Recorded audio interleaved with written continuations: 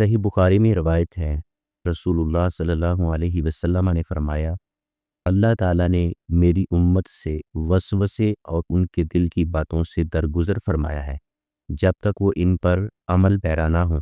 یا انہیں زبان پر نہ لے آئے۔ اس حدیث کا مفہوم یہ ہے، کسی چیز کے وجود ذہنی کا کوئی اعتبار نہیں، اعتبار صرف وجود قولی کا ہے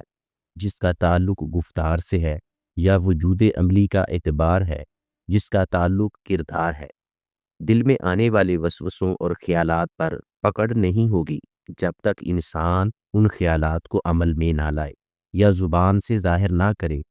اس حدیث میں ذہنی دباؤ، شیطانی وسوسوں اور نفسیاتی الجھنوں میں مبتلا لوگوں کے لیے اطمینان اور تسلی کا پیغام ہے۔ اگر انسان جان بوجھ کر وسوسے لائے، انہیں سوچتا رہے، دل میں جگہ دے اور ان کے مطابق کام کرنے لگے،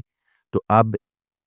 یہ وسوسہ نہیں بلکہ ارادی سوچ اور عمل بن جاتا ہے جس پر پکڑ ہو سکتی ہے۔